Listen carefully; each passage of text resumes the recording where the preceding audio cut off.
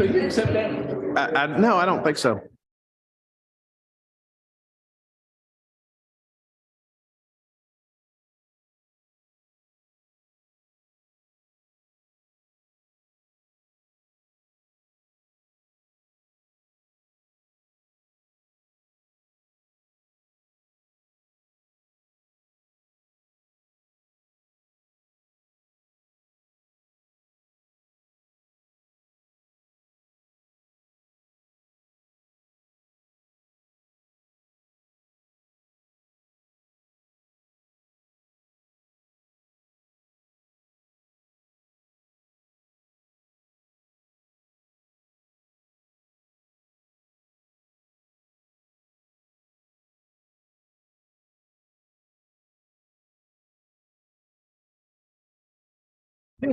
All right, folks, we're going to get started. We are waiting on a few members.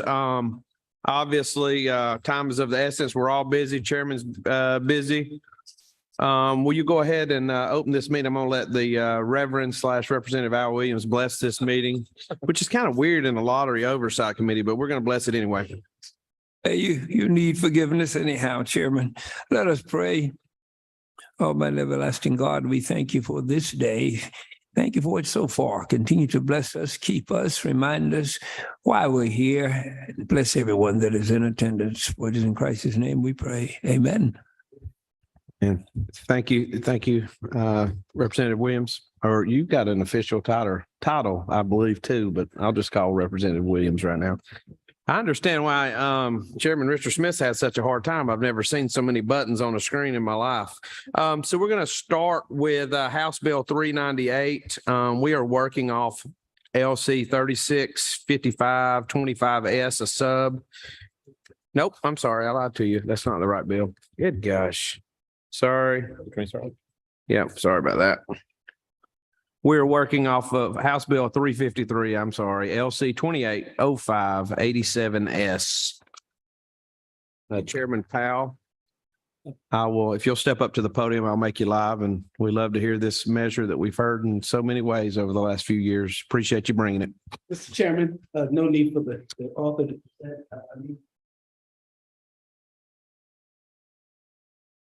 If I know the chairman, he probably wants to explain this one, so Please, and I thank you, Mr. Chairman. And before I start, just as a footnote about Lottery Oversight and Al Williams praying, you are doing God's work about redistribution of the wealth. Ladies and gentlemen, the committee, I bring to you today House Bill 357 as a committee sub, LC 280587S. As y'all know, that this bill has reoccurred for the last several years, and because of the political forces of business and whatever that never did get over the finish line, not to belabor the point about going through the Senate committee at that time. There's been some issues that need to be dealt with. This committee stood about a month ago for the Lottery Oversight Committee meeting, at which time y'all understand that one of the divisions, the COAM division, does some oversights and how much needed work needs to be done to clean up a lot of things in this industry. You also know that from the testimony given by President of the Lottery Corporation, how much money we're talking about that goes into the Lottery for Education Act, probably the fastest growing segment of a venue of their operations that is going to help educate Georgia students. That's what makes this so important, besides the fact it is an integral part of the entertainment community in the state of Georgia. So that being said, I'm going to go into the direct end of this. One is this bill would allow gift cards for redemption. This isn't old news to this committee members. Currently, the Lottery Corporation has been doing a 2-year pilot project on gift cards. I've said this numerous times over the last several years. One of the most important part of a gift card, and I mean any gift card, is the fact that that takes out any possibility that a retailer would pay out cash. Quite frankly, they don't just need to lose their license. They probably need to be drawn and quartered if they have a gift card. You will see this gift card throughout sections of the bill. This would allow any gift card that could be played and could be redeemed for any lawful product, non-cash redemption. This increases the value of the prizes in the Class A games. These are what we call the kitty games, the crane games and such like that. Currently, the maximum, and for years, is the maximum amount of that value of that prize could be $5. This raises it to 50, puts it somewhat under what the other surrounding states, but more in line to the other states. Not as much as some, but more than others. It offers a regulated entities the protection of the Administrative Procedures Act. This deals specifically with some of the testimony that you heard from the Lottery Oversight Committee of the COAM division. Currently, they're not under the APA, and this would put them under the Administrative Procedures Act so that they would function in a certain manner that could be viewed by all. This exempts certain veterans and fraternal organizations. Right now, under the 50-50 rule that was implemented years ago, probably during the day that we did away with the old video poker scourge of that day, a lot of places opened up and they were basically machine casinos. What has always been the rule for the last 20 plus odd years has been that every location has got to have 50% of their business needs to be generated for something other than these machines. This would exempt fraternal and veteran organizations, that they would then be exempt from the 50-50 rule since they serve food and stuff like that. But this goes to these charitable organizations so that they would have, and something that seems to be very popular to those folks.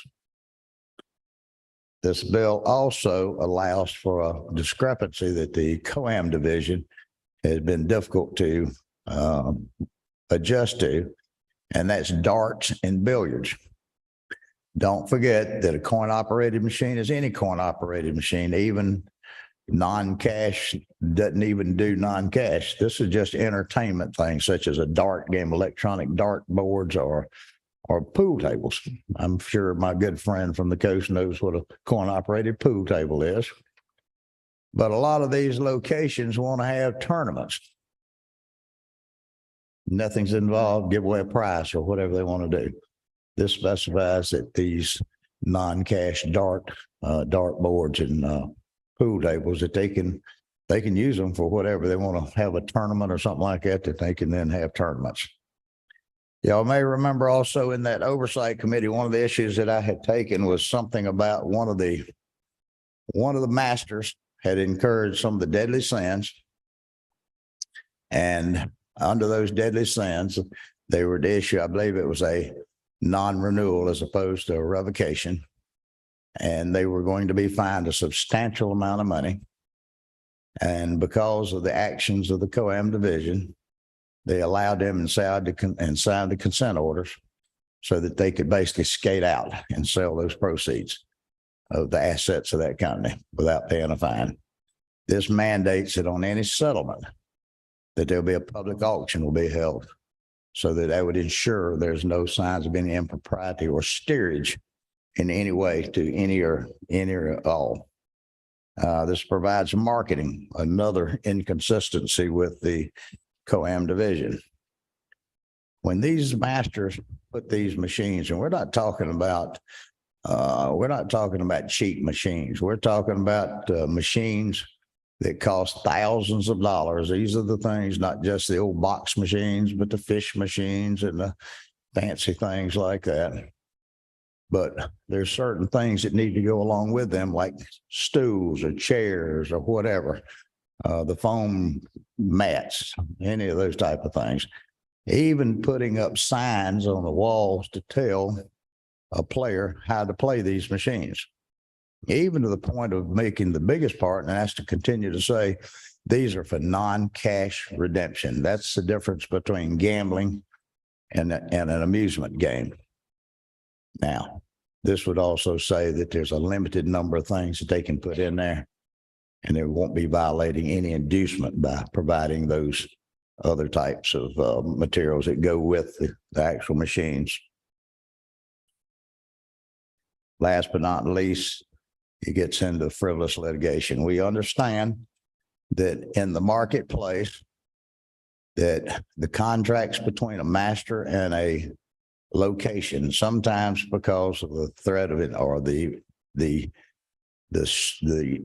sweet taste of the possible of an inducement. That some of these retailers may try to get out from under it. But we also understand in some cases under the current 9-month rule that some of these folks may might go into litigation. If the litigation is deemed to be frivolous by the most loosest standards of law, then the loser would pay. That, ladies and gentlemen, is what this bill does. Be glad to answer questions on a section by section basis or anything else. Thank you so much, Chairman. I know there's probably not a member of this house that, let me turn the volume down, sorry, that knows COAM better than yourself. You've carried legislation to try to clean up the industry and confirm what we feel is a very good industry that's good for a lot of folks in Georgia. And so I appreciate you carrying the legislation. Member 4, I'm not sure, is that you? All right. So what's the exact title for you? How do I explain Mr. It's not Representative Mitchell. What's the chair? Soon to be governor. Soon to be Governor Billy Mitchell. I agree with the chair that the Chairman Powell has put a lot of work into this issue over the years. Being on this committee, I've become very, very familiar with what he's trying to do and what the industry is. And I think the industry is better off because of his involvement. So at the proper time, Mr. Chairman, I'd like to move due pass. Okay. That sounds good. Let's make sure we don't have any further questions. Do we have anybody signed up to speak? I don't even know if we talked about the sign up to speak piece. We do have a few folks signing up. If we can do that, I don't necessarily have to call on them, Jan. They can just, if we can do it in an orderly fashion and just line up on the wall, I think that'll be fine. You write down the bills on here, what you're.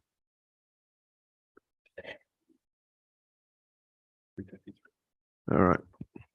Jamie, if you want to come up real quick and we'll take testimony and then we'll follow back, let the chairman finish up, and then I may have a few questions as well.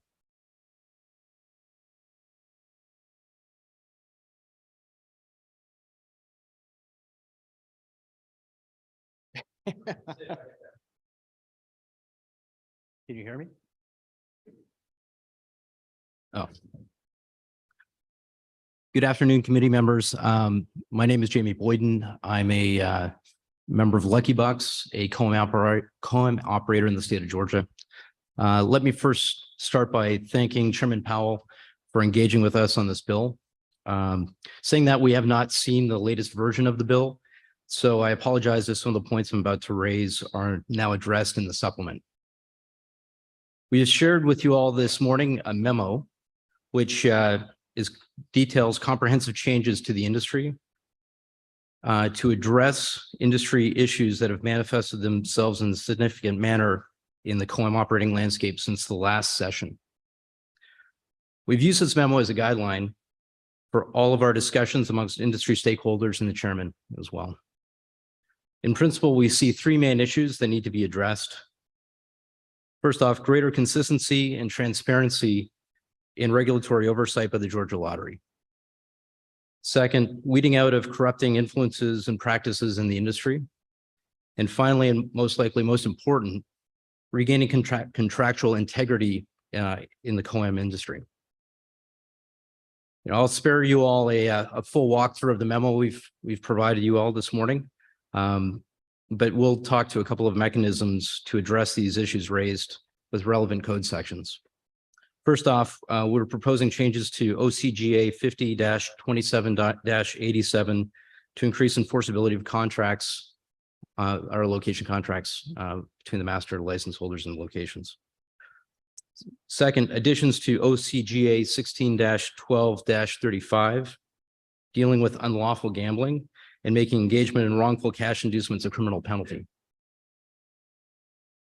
Finally, we want to enhance the proposed gift card language with changes to OCGA 50-27-70B 5.1 to make the gift card reloadable and the only form of lawful redemption for on-site. Finally, we will continue to engage fully in this process with the chairman and stakeholders, and I'm happy to answer any questions now or after the hearing. Let's see if we have any questions. Sorry, guys. It's a lot of work on these, on this volume. So any questions for the speaker? I will say that just as you went through your concerns, as I peeked through the legislation, obviously it may not completely solve what you're trying to solve. It does seem like there is a concerted effort to solve the issues that you are concerned with. And I think the chairman has taken that into account. Obviously, as you review the sub, this is a legislative process, and there's going to be plenty of opportunities for you to remedy those, I do believe, if you're not satisfied. But I do feel like the chairman has addressed those issues, a lot of those issues in the legislation. Perfect. Thank you.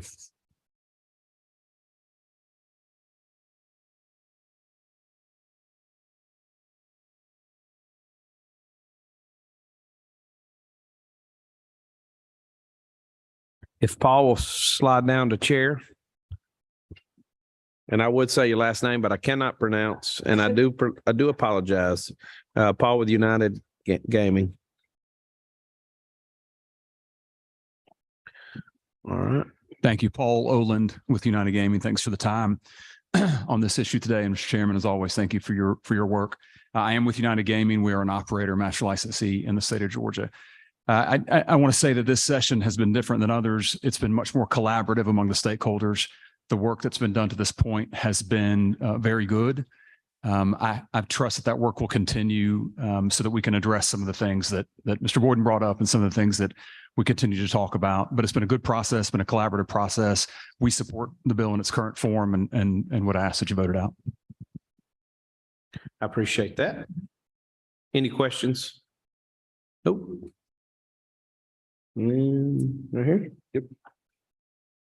And our dear friend, Mr. Les Snyder, if you'll slide up to the seat there. And if I watched rules every morning, I'd know who sits there and I would call it their chair, but I haven't been watching. Forgive me. Thanks. Thank you, Mr. Chairman. Les Schneider. I'm representing the Georgia Amusement Music Operators Association. Obviously, we also are very grateful to Representative Powell and all the stakeholders, no matter how many arguments we get into. At the end of the day, I think everybody has tried to work on this. Obviously, a key portion of this bill was taken out from when it was introduced, because at this point, we don't have consensus or even close to consensus on that point. But I believe that the provisions that are in this bill are good. They're good for the industry. They do address certain abuses that have been going on, and it brings a lot of clarity for business people who are not lawyers, who just want to operate by the rules of the road. So I too would like to see this bill pass this subcommittee, and we do pledge that we're going to sit down with everybody else on any other additions that will make it a stronger bill to help the industry, to help the lottery be able to do things better. But it has been it's one of those things where if you have three people, you seem to have six opinions. So we're in a situation where sometimes it gets very vocal and very cantankerous, but I do believe that we are working to the right goals. So we would ask for you to please pass this out. And then obviously we're committed, the association that I represent, to go over any additions that we think would make it stronger and get everybody else's view on it. But we're not looking to run over anybody. So I'll be happy to answer any questions, but I think Representative Powell did a very good job of explaining what we're trying to do here. Any questions for Mr. Snyder? All right. As we sit, I just want to make a couple of comments real quick. I'll go back to the chairman for any closure, and then we'll be in the mood for a motion, I believe. I guess the first thing is line 56, Chairman, the $50 in the grabber machines. That's a really big bonus. That's actually a pro-American deal, because if they're under $50, we're buying them from overseas. So it actually helps American manufacturers. And then I really appreciate the inclusion of 115, the sharp pointed missiles for darts. I really thought that was well chosen language. So without further ado, Chairman Powell. Thank you, Mr. Chairman. In response to the gentleman that had spoke, I would be remiss if I didn't thank all of the companies. To the committee members that's dealt with this issue for several years, y'all know that we're talking about a large industry. We're talking about a competitive industry between the masters and to the retailers. So we've actually got two different groups that need to be protected. One of the masters and the other are the retailers. And make no bones about it. In a lot of cases, these machines are the one thing that keeps a lot of these smaller businesses in business. But because the only thing that they're giving up is a certain level of floor space in their locations. Now, when I give my thanks, this has been the first year that we've actually been able to hem up the companies and their lobbyists. Everybody on here knows that the only folks that I know that's probably got more lobbyists than the COAM industry would be the medical cannabis and Georgia Power. And that being said, because of the nature of this industry, it has been contentious to say the very least. There's been a number of hours that have gone into negotiations on things. Some of them as of yet are still ongoing, such as protections under contract protections. Unfortunately, we have a situation today that when a retailer signs a contract with a master, in a lot of cases, they don't always honor that because with a illegal inducement or the flash of something extra, they might want to break that contract. Those are the things that we've got to try to hem up. Now, we're still in the process of hemming it up. I could sit here and call out the names of all of the companies that have sat down at the table. Our convenient friends with the convenience store. A lot of the masters, too many, and I see representatives in here today that they worked on this language, and this is an ongoing work in progress, ladies and gentlemen. I make no bones about it. If that language, something can be crafted to the agreement of all parties, then that will reappear at some point during this trail. But at the end of the day, the basis of what is in this substitute are the basics that should, and I'm hoping will remain during this process. And with that, I want to thank the subcommittee, and I would ask for your favorable consideration to move this bill forward. All right. Soon to be Governor Mitchell. Thank you, Mr. Chair. I do indeed do pass on this legislation. First, yeah, second, Representative Bennett. All members in favor say aye. Aye. Oh, I guess I get to vote. All members say no. The ayes have it. Moving on to rules.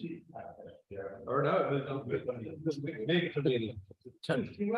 Well, you know, sometimes if little committee passes it, big committee agrees usually. Learn that. All right, let's go to the next bill here as I clear out my space. Got me right here. We're gonna do this one here. 473. Yep, House Bill 473, Representative Deloach or Chairman Deloach, if you'll come to the podium. All right, give me 1 second. Let me give you the LC number to make sure we're on the same page. That would be 472233.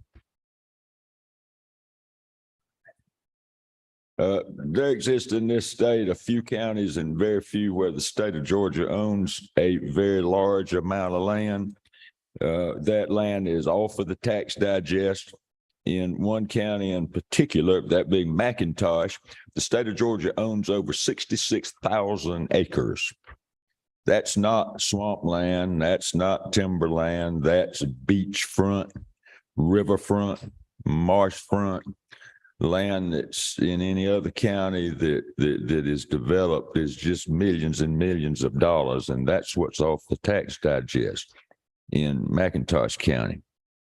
The result of that is it's actually very difficult to operate a county government, a school system, or do any of the additional things in these counties that any enhancements that would attract industry or attract folks to want to live there. In McIntosh County, we lost population in the last census. McIntosh County is the only county on the east coast of the United States that lost population in the last 10 years. There have been efforts by the General Assembly over the years, starting as far back as 1963, to somehow compensate counties that lost an awful lot of revenue from state or public ownership of lands. One of those acts that's still in place is to build the forestry department, and they are authorized to grant the state money, the county money through the forestry department. That depends on funding because it's described as a grant, and that has never been funded for McIntosh County. They've never received a dime for that. So in searching for ways to replace that lost ad valorem tax revenue, House Bill 473 would authorize the state to issue a license to the county, to any county where the state owns more than 50,000 acres. I believe at this time, McIntosh County is the only one of those. That license would entitle the county to operate a bingo game. They're already playing bingo down at the Presbyterian Church on Wednesdays. The difference is, of course, the definition of bingo game as it applies to this specific license allows for an electronic game. But it's not played online. You have to be present. You have to be within 3 feet of the machine to do that. A lot of the other language in here simply guarantees that the other counties with more than 20,000 acres but less than 50, their rights to grants that they already have in the code are preserved. That basically is what this bill does. After, should we reach a point that our income from the bingo game exceeds those lost tax revenues, then we would start returning part of that money to the state of Georgia. There's some very specific language in there. It's pretty self-explanatory, but if you have questions, I'd be glad to look at it section by section. You do have a question, Representative Williams. Thank you, Mr. Chairman. Thank you, Representative Deloach, for this bill. Being very familiar with McIntosh County and having at one time represented it, it has, like you said, for many, many years. And represented it well, I might add. Well, thank you, sir. You're kind. And I reserved my space for a due pass on this, but certainly if any state or county needs help, it's certainly McIntosh County.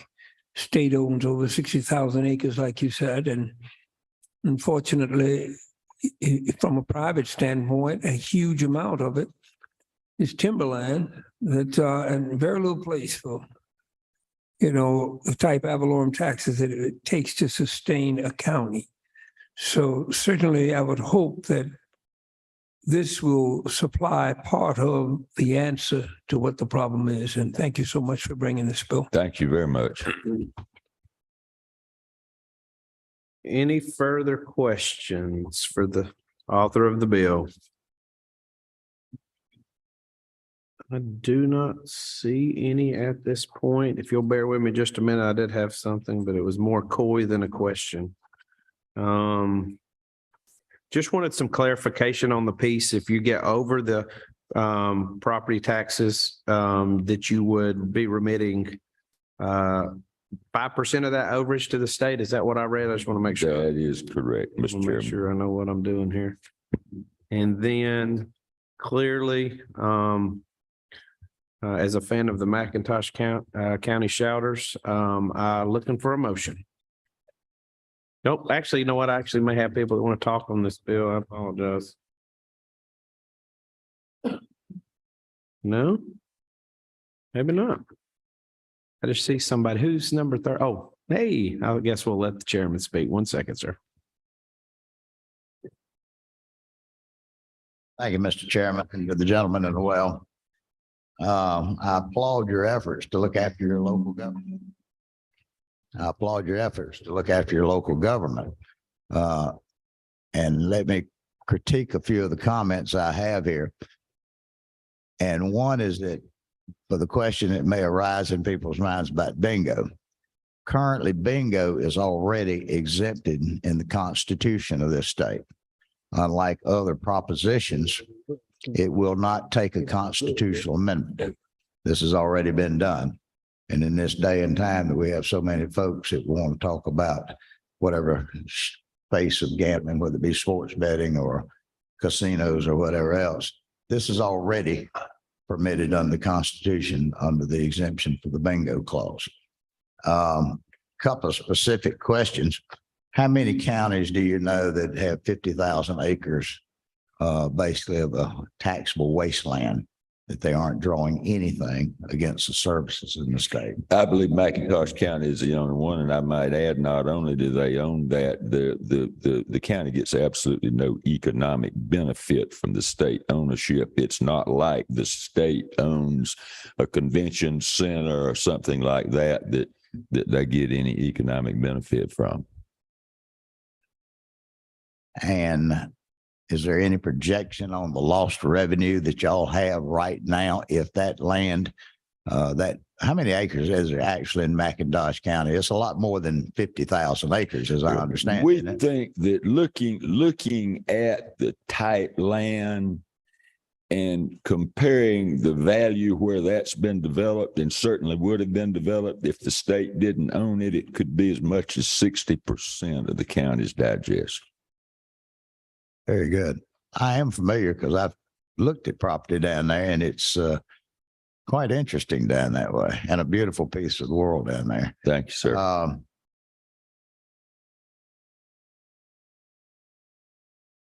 had a couple other questions, but it must not have been too important because I think that this is a pretty well put together bill, and this would be strictly for the benefit, wouldn't it?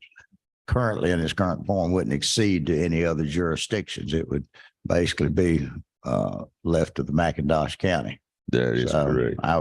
I would certainly applaud my friend, and the handiwork involved in here would certainly merit on his application to be a member of regulated industries at some point. Thank you, Mr. Chairman. I'd be remiss if I didn't thank Chairman Powell for his help and guidance in structuring this bill so it can move forward. And I thank you very much for that, Chairman Powell. The only concern that I have is that when you and Brother Al Williams combine forces, we may all be in for trouble.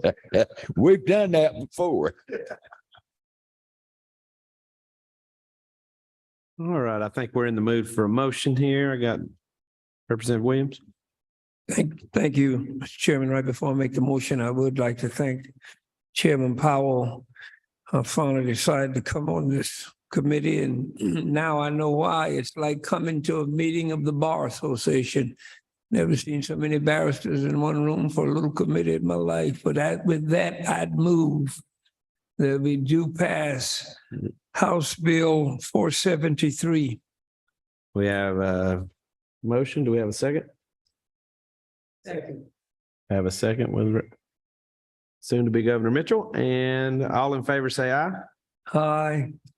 Against say no. All right, the ayes have it. It'll move on to big committee as well. Thank you very much, Mr. Chairman. All right, we're going to move on to another interesting topic, I do believe. Would be House Bill 398. As that everybody's moving up, Representative Hilton, if you'll come to the podium, I will say I hope this will help McIntosh County finally take off the construction signs off of I-95 so you don't get a ticket for exceeding speed limits on that road. That's a 20-year construction zone for added ticket fees, just speeding ticket fees.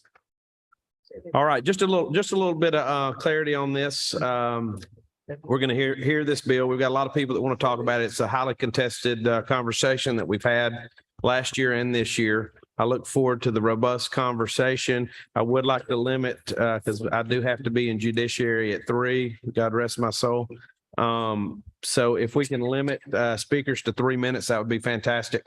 Obviously, if you do it in a minute and want to take questions, by all means, but if not, we need to make sure this thing flows nicely. So Representative Hill. Thank you. Thank you, Mr. Chairman, members of the committee, soon to be Governor Mitchell.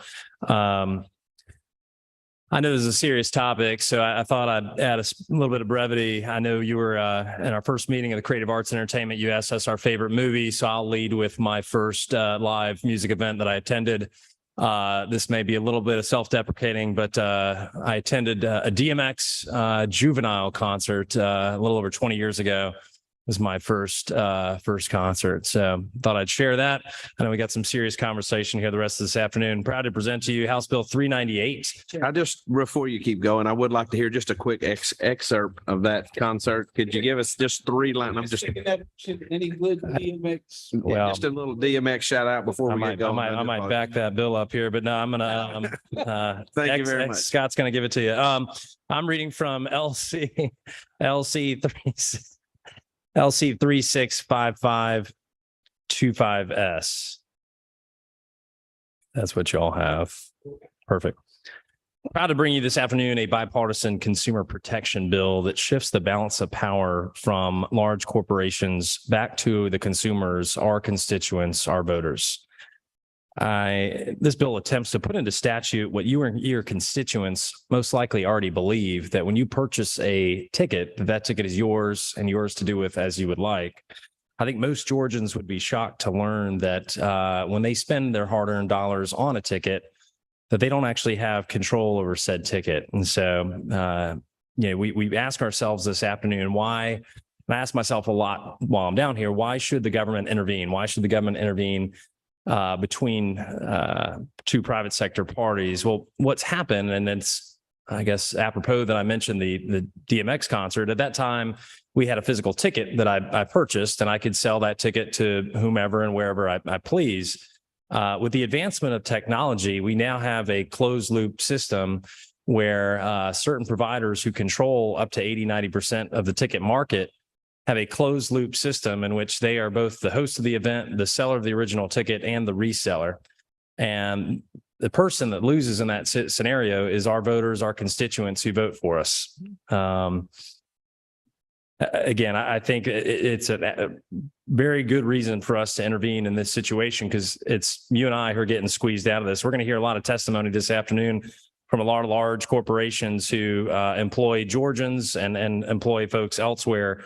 But at the end of the day, this bill comes down to our voters, our constituents, who again would be shocked to learn that they ultimately don't have control over what happens to our ticket. I think of if I were to take my daughter to an event, buy the ticket for whatever reason, we may not be able to attend the Taylor Swift concert. As it currently stands, we would be limited to only reselling that ticket on one platform. And so there's no free market, there's no free competition to help us get our best return on that ticket. And so this is an appropriate time for us to intervene.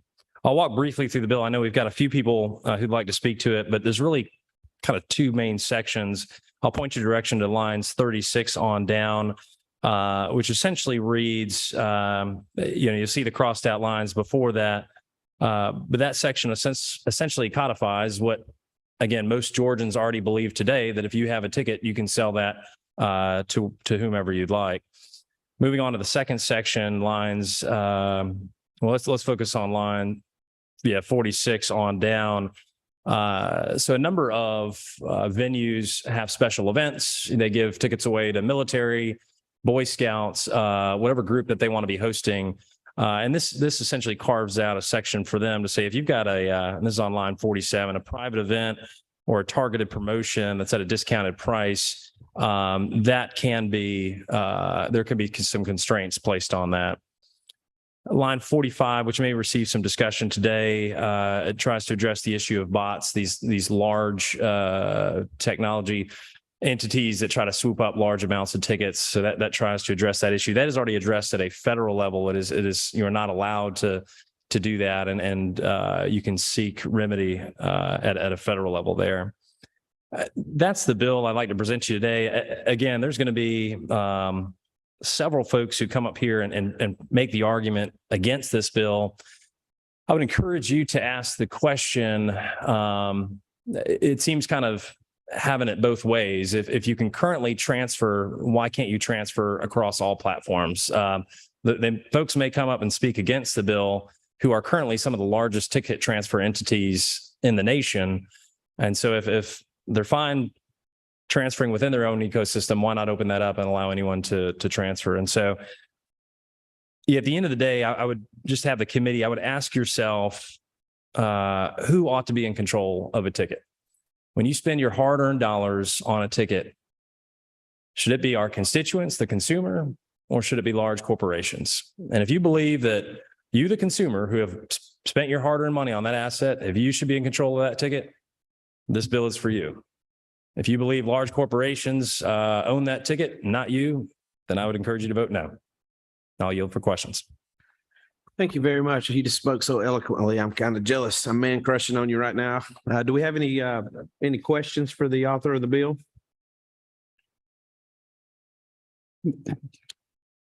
Mr. Chairman, I agree with you. I think that the author of this bill has spoken so eloquently on it. I do have an amendment that I'd like to offer. I've talked to the chair about it previously. That was presented by some great consumer advocates. It would simply add a new subsection D. The new D would be added, would say, will revoke a ticket in its sole discretion for safety and security reasons or due to any other lawful purposes.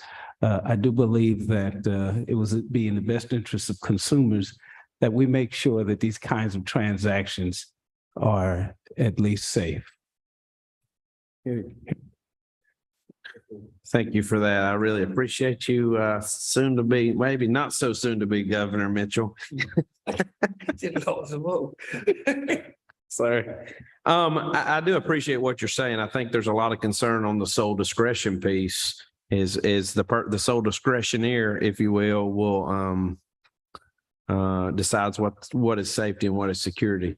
So that seems like it's not very clear to me. But we will take that into consideration. I appreciate you bringing it. We'll go ahead, since we don't have any further questions for the author, we will invite up in order and on the sign-up sheet, former Representative Earl Earhart, if you'll step up to number 6. I'm sure you know exactly where that is in your days in this chamber. Absolutely. I think you're going to love it. I feel quite certain. I have 30 seconds. See something.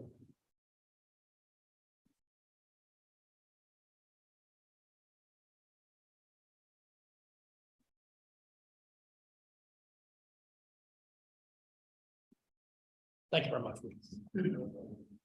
Thank you very much, Mr. Chairman. I appreciate the courtesy, and I'm going to be directing my remarks to the substitute as well. It's been just a different perspective here. Represent the Atlanta Braves Baseball Club, and I have a letter here that I can share with any of you on House Bill 398. The Atlanta Braves, the Atlanta Hawks, the Atlanta Falcons, and Atlanta United, all major Atlanta companies. Yes, they're corporations. Unlike the corporations that are coming asking for this bill, these corporations have spent billions of dollars, employed tens of thousands of Georgians, pay millions of dollars in taxation. And I'll just read you the first sentence. All of the Atlanta major sports teams and their respective venues, Truist Park, State Farm Marina, Mercedes-Benz Stadium, are aligned in strong opposition to this pending legislation. I would mention, with respect to consumers, we pretty much have a home team here, which is those individuals and those small venues in every corner of Georgia, whether it's a barn dinner theater or just a small event venue, they're affected by this as well. Because I got to take a little bit of a different tact on this. The visiting team is obviously these out-of-state corporations that are asking for this. And again, this is sort of as my partner in this, Sam Olin said, this is a solution seeking a problem in a sense. And the fans in the stands here are the Georgia consumers. Now, ticket reselling is mostly a necessary evil, but they're certainly not the consumer option. You don't go to a reseller when you want to buy a ticket for 1,000% markup. So it's consumers to me is a good deal in a lot of ways, and it's certainly not a good deal, but it should be allowed. It is allowed. 99% of the tickets, probably 99.5% of the tickets are transferable. This is not about whether or not an individual can resell their ticket. This is about these venues' control of the safety and security of their own venues and a transparency into who is allowed to come into that based on the ticket they get. We're not convinced that this language actually creates that. If you have a situation where a individual who has committed a crime in a stadium, started a fight in a stadium, has defrauded a corporation, a team in that stadium, or any number of unlawful activities, this legislation does not go to that. It doesn't give them that protection. And let me tell you, the Senate bill that may come over, that's almost word for word with this, has taken that whole section about maintaining policies with respect to conduct, behavior, and age out of it. So we're very concerned that that is happening. So you're going to let these maybe 12-year-old children who are coming into an event at maybe the Roxy for maybe a K-pop concert or something like that, just be dropped off. And then whose risk is that at that point? Is that the ticket reseller from New Jersey? Is that their risk, or is that going to be the stadium's risk? Because if you can't keep that person from coming in based on age or whatever the content of that is, then there's some serious concerns.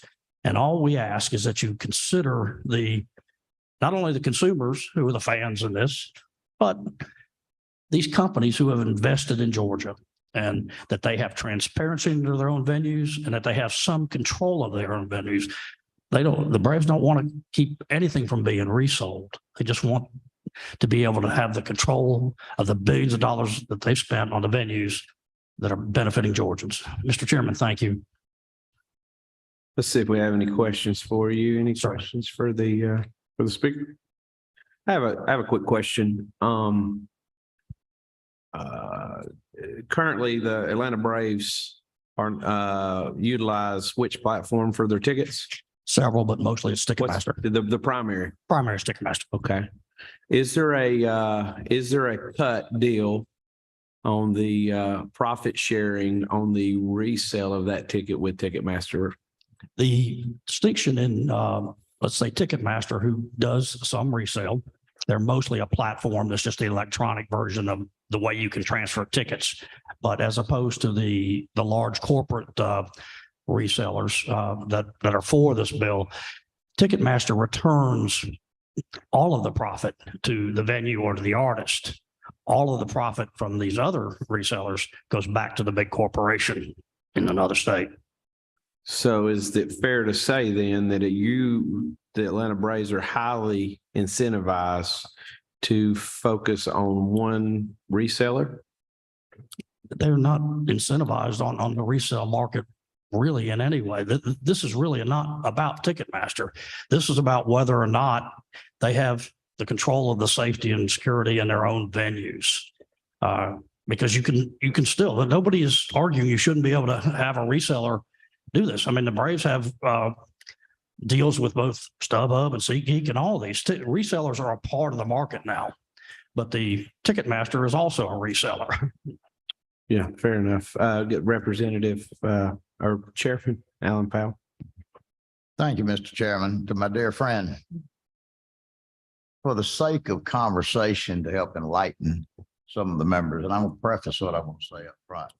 I'm not sure whether I'm for or against this bill, but I want you to walk through the process right now, if you would.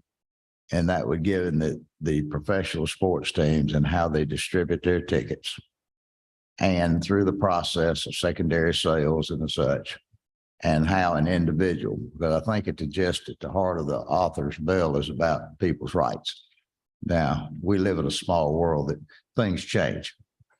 Thankfully, you reminded me that back during the 90s that you were an ally of mine when I passed a ticket brokering bill 4 times. Zell vetoed it twice, Roy vetoed it once, and I finally wore them down the 5th time. They guaranteed the public's right that if they have bought a ticket, then they've got a right to resell that ticket. So if you could walk the committee and all of us through the whole process, if you don't mind, because I'm sure that whatever is applicable to the Braves would also be applicable to any entertainment event, to sort of walk us through this process so we could know what is and what's not fact. Certainly, my friend. Remember those ticket bills. I will stipulate too that the one thing we never got around to defining in that, because it was generally the revocable license was defined on the back of the paper ticket in the 90s. So like you said, technology has changed a lot, as Representative Hilton said.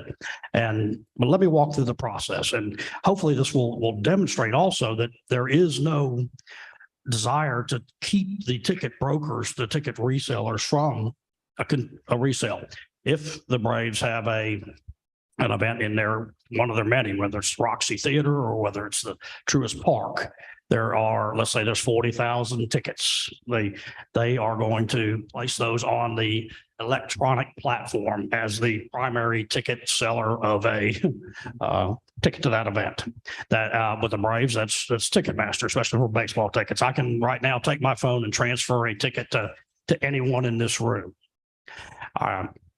At that point, the Braves have significant transparency into that. If the name of someone comes up who has maybe defrauded on a season ticket, or someone who has caused security issues or those things, they have a transparency into who that is and can deny that access.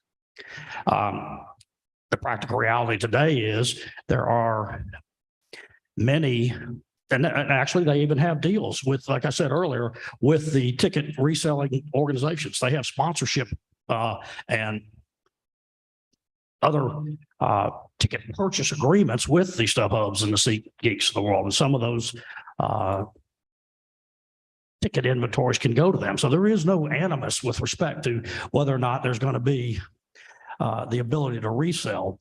Their concern comes when those same organizations then resell that ticket, and most of the time that individual is probably not going to be denied any access. But again, there is not a transparency or a view into that.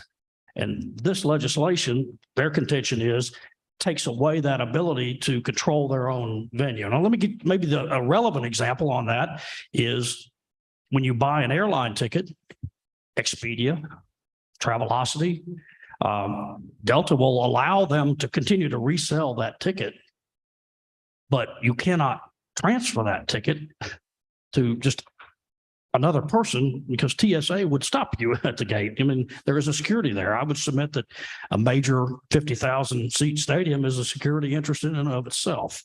So what we're asking is some consideration towards who controls the venue, whether it's the teams who have purchased the land and have a little bit of a transparency into it, or a lot of transparency into it, and the ability not to deny access to the general public or the consumer.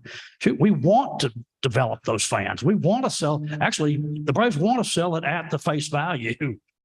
They don't want to be told how much. I mean, I would point out on the line with respect to the transferable tickets sold to those charitable groups, that it talks about how you can only do those at a discounted price. I mean, we're not telling the ticket resellers in here, what they can sell theirs for. Why are we not allowing the teams to sell those at face value if you want to sell that to a group? And that's kind of a price control in of itself. We're just asking for some consideration toward maybe some amendments in this field, or just allow us to have the security and safety concerns and control of our own venues. Is that responsive?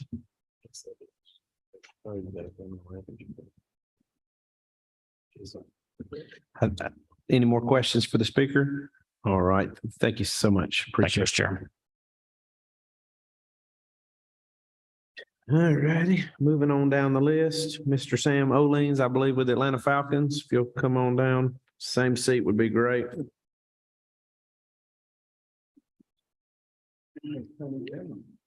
Yeah, I'm glad I didn't know him back then. He's having me cuffed and stuffed. How you doing there, Sam? Thanks for being here. Good afternoon, Chairman. It's a pleasure to be with you all. I have the honor of representing. I have the honor of representing the Falcons and the United. Couple comments. When I look at this committee, I think I'm pretty safe to say that some of you like older music like I do. And when I go to and from work, I listen to SXM. And every couple months they change from an old-time famous artist and, you know, all of their music. So I grew up with Elton John. I grew up with Billy Joel. I can't really talk much about the popular music now. I know the music then. So in one of the interviews with Billy Joel on the station, he specifically says that he requires, and I don't represent Billy Joel, I'm just repeating what happened on the program. Thank you. He said, look, we have a fan club for those folks that have been with me for years and years and years.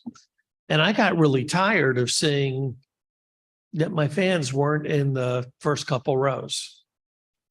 And that people were spending thousands and thousands of dollars to sell those seats to my fans that were in those first couple rows. So I'm requiring that my fans have access to those seats, that they buy them direct and they don't pay all that extra money. If there's a talent that wants to come in Atlanta with this bill, Birmingham and Nashville look really good because Atlanta doesn't provide what they want. And I think that's a real issue. People are coming to see the talent. If the talent, for instance, wants their fans up front, out-of-state corporations shouldn't dictate who has those tickets. Right now, the Atlanta Falcons, the United, you want to transfer your ticket? Go for it. You want to transfer to StubHub? Go for it. You want to transfer to Ticketmaster? Go for it. You want to go to SeatGeek? Go for it. If one of the desires of the sponsor is that it be available on multiple platforms, write a bill that does that. The Falcons have no issue. The United have no issue. They let it transfer to other platforms right now. The sponsor made a comment that caught my attention. He said, if the consumer wants to, I think the quote was our best return. Well, that's scalping. I mean, that's not pro-consumer. That's pro-scalpers. That's pro-out-of-state companies. If I buy a ticket and some of my family members are ill or something, the whole idea that they can make thousands of dollars on that seat, I frankly find offensive. I'm all for free market, but I'm also for the consumer. So I find it awkward to tell me that the bill is pro-consumer when the bill is pro-scalper in that regard. I mean, no disservice to the sponsor, no disrespect to the sponsor, but call me foolish. I actually want the consumer to get the ticket as cheaply as possible. That's the opposite of what these bills do. It's not pro-consumer.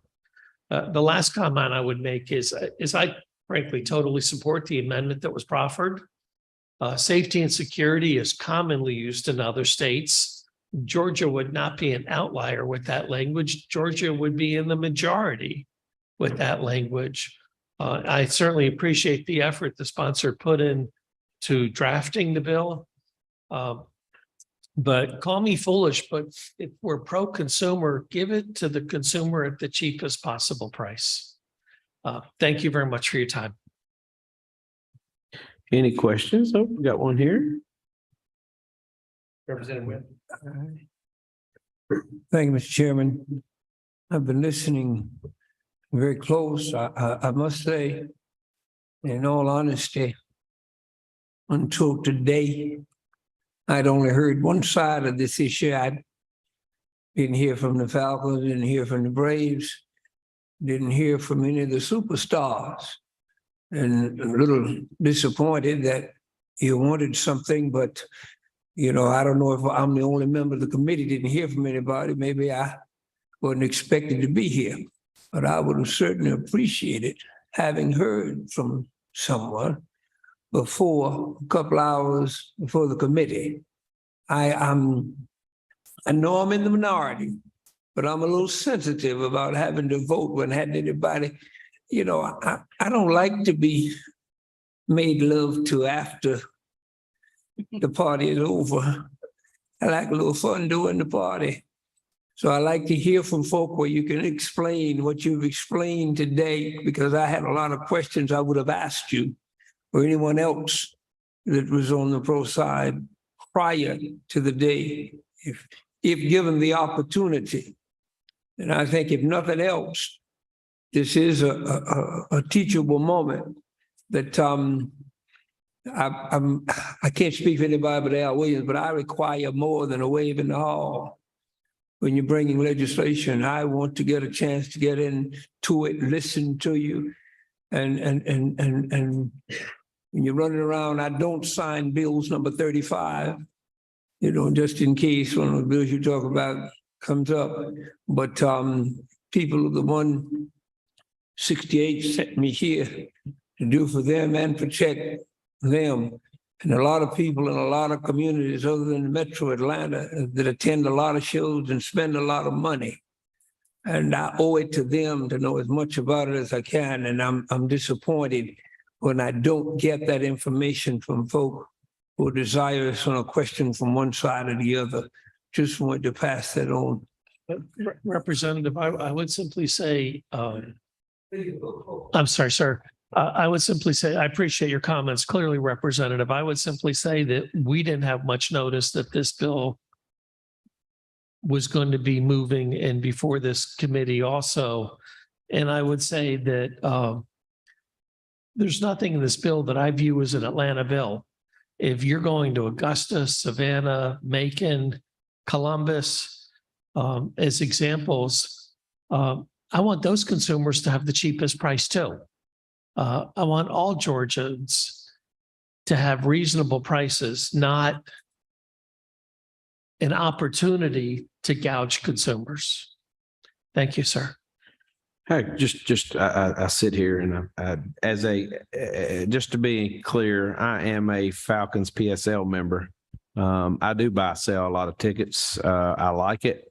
I like to go to shows. I like to go to games. I've got 4 kids, so sometimes you sell a few tickets so you get a little lower buy-in for you and your family, which you have to do when tickets are face valued at $500.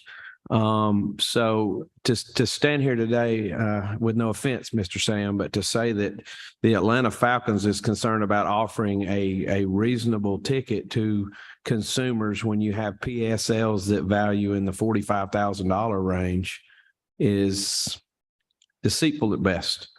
I appreciate the destruction of the secondary market and the raising of prices in the secondary market, but I can probably name 50 constituents that had season tickets for the Atlanta Falcons when they were in the Georgia Dome. And when you built the new stadium, you priced them out of their tickets. So with all due respect, I don't know that ticket prices are cheap ticket prices are your primary concern. Representative or Chairman Alan Powell. Sam, I'm trying to collect my thoughts and I certainly appreciate what you said. I'm trying to go back to 25 years or so ago when I was doing the ticket brokering bill.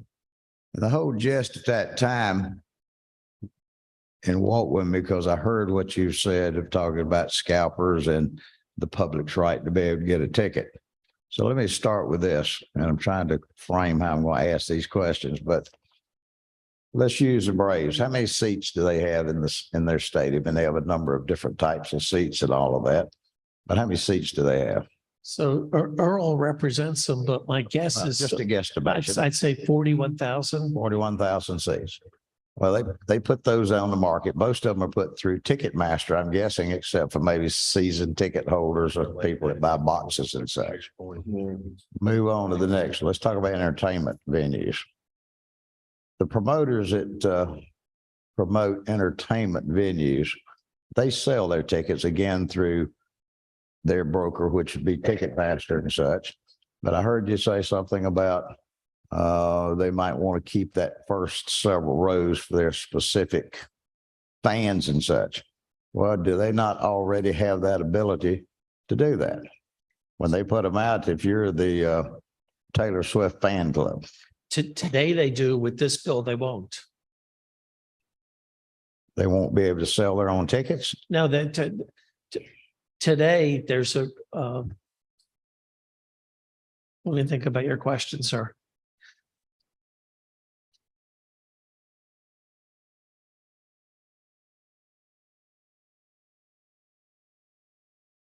I believe you're correct that. I'm sorry. Okay. I believe you're correct, sir. I hope you didn't say senator. I'm sorry, I hope you didn't call me a senator. sir. Oh, just want to be sure. So all right. So what I'm saying is in these venues, the promoter or the ball team or whoever, they've got first right. They're the producer. They're the ones that produces the tickets for whatever that sporting or entertainment venue is. So they control who has access to those tickets. Most of the time it's through Ticketmaster. I'm suspecting. I hadn't bought a ticket in years because I don't go to things. I reached a certain point. I'd rather watch it on TV myself because I get to see all the plays and I can fix whatever I want to drink without paying overpricing for it. But the point that I'm trying to get to is you talk about the consumer. And I want to go back into my thoughts from back 25 years ago when we were doing these bills. At that time, a lot of these venues and promoters, they set back a certain number of tickets their own selves. And we suspected it at that time. The reason they did it, well, they might sell a venue ticket for, at that day, it was probably $50. Well, we figured at that time, they set aside a certain block of tickets that they could then distribute at that higher price. Does that sound rational? Others may do that. The Falcons sell tickets to those that want to buy it. But they might also hold certain tickets. I'm not aware of that, sir. But, I'm just saying hypothetically if that's so. But at the end of the day, when you talked about the consumer, Chairman Casey Carpenter has just freely admitted that he buys an abundance of tickets. Now, this guy's a free enterprise of entrepreneurial spirit. And he's bought those tickets, and he may not use those tickets for his own use. Chances are he's got 4 kids and a wife. They're going to probably use them to some of them, and some of them they're not, depending on what his wife says. But if he wants to sell those tickets, he's going to make his tickets available to somebody else who couldn't get that ticket from a promoter or an athletic venue. Does that make? At a very high price, yes. At a high price. But, we do live in a society of free enterprise. Yes, sir. I mean, I was at a committee meeting for numerous hours yesterday, and I also heard people talk about the free enterprise system. Well, you can't have it both ways, is what I'm saying. So should a citizen who has bought a ticket or 2 or 3 tickets or whatever, should they not be able to sell their ticket? And can they sell their ticket without being any restrictions? And if they have to use a secondary platform, should they not be able to use that platform if that's what they want? Because the consumer is going to have an access to a ticket. I know that there's been some venues over the years. You couldn't buy a ticket. You couldn't beg a ticket out of somebody. So you had to pay a surcharge. The surcharge is what you were referring to as a scalper. Scalper is that kind of a word that's been given a shady connotation. But actually, that's probably the ultimate of free enterprise. But that's what is good for the consumer, that if they're willing to pay that price, they're going to get a ticket. But it's not restricting them from the ability to buy a ticket. Chairman, what you're expressing is exactly what you could do today. You don't need this legislation to do that. So explain to us again. Earl made an attempt, but it was a little bit cloudy. Could you give a clear interpretation how this system works from the time of a venue or a promoter? When they put tickets out, who do they put them out to most times? Is it Ticketmaster or one of these other venues? And there's a surcharge put on those tickets. But that, once again, is something the legislature can deal with, and this bill doesn't. So that's why when Earl said once before, Chairman, I said a solution looking for a problem. There are numerous things that could be discussed, but this is all about out-of-state companies making more money. Let's just face it. And that would be the secondary platforms. Yes, sir. All right. So I've got tickets, or Chairman Carpenter's got a ticket. Should I not be able to list my ticket with these folks? Say, sell this ticket for me. You can do that right now. All right. So back up and tell us what's wrong with this bill. If you're saying that everything that I'm describing can be done, tell us what this bill is doing that rankles into the face of that. At the end of the day, before that individual comes into that venue, the talent, the owner, etc., has the right to be able to restrict to individuals that have caused fights before, that have committed crimes before, that have taken actions inconsistent with the law. And that's where the terminology came in the amendment about safety and security. So now you prompted another question I've got. So I'm a venue operator and I want to restrict somebody. Well, if I go to the ball game and I get roaring drunk and I have uncivil behavior that's disorderly, can I not be escorted out? Yeah, but the question is, what happens when you go there the fourth and the fifth and the sixth time? At what point does that venue have the right to say, you're not welcome here? That may be so, but this also sort of smacks of something. And I'm trying to think. I was reading the Wall Street Journal a few weeks ago, and unfortunately, I scan through a lot of them because when I'm up here from Sunday to Friday, when I get back, I got a stack of newspapers, and I'm still old fashioned enough that I like to read a paper. When I'm sitting in the library and I'm reading, I want to see something in paper instead of on a Kindle or some other or venue or something like that. But I was reading this particular article about, seems to be like what you just said about the protection of who they can limit access to. Was it, and I'm thinking it was Madison Square Garden that took a picture of every attorney with a lawsuit, with the law firm that had filed suit against Madison Square Garden, and posted it so they would be banned from coming into their venue. And that, now, not that I think that banning attorneys from certain venues is a bad thing. yeah, why did I not think that was coming? But if there was any validity to that argument, does that still make it right No, to do that? it absolutely should not. You don't lose your First Amendment rights. You should not lose your First Amendment rights. What Madison Square Garden did, in my legal opinion, was wrong. But there's a big difference between being stupid and trying to protect the patrons in your venue. All right. So in the case of Chairman Carpenter, Carpenter may be stupid at times. I but you didn't say that. But you shouldn't hold that against him for every venue. I mean, because you have law, you have enforcement.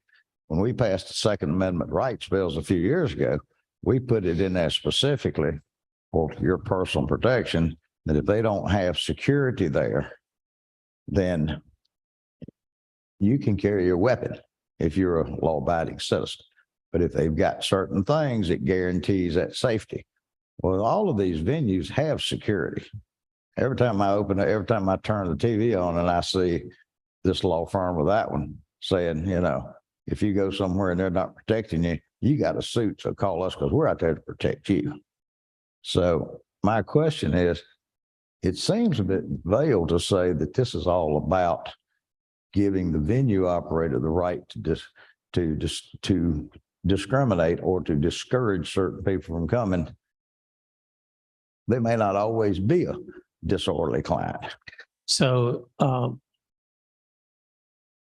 Chairman, when I hear your terminology, I view it through a lens of experience. I remember that there's whole stretches of subdivisions in Cobb County where the deeds restricted selling to African Americans and Jews. So I'm certainly not one that in any way, shape, or form supports discriminatory action. But when it comes to safety and security, that's a different issue. When it comes to someone who previously has been a threat, previously been a danger, that venue has an obligation to the patrons to protect them. That shouldn't be controversial to add that amendment.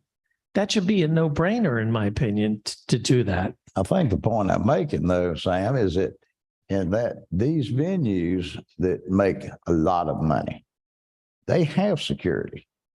And somebody that misbehaved or somebody's a threat, I mean, they do, you know, they go through metal detectors.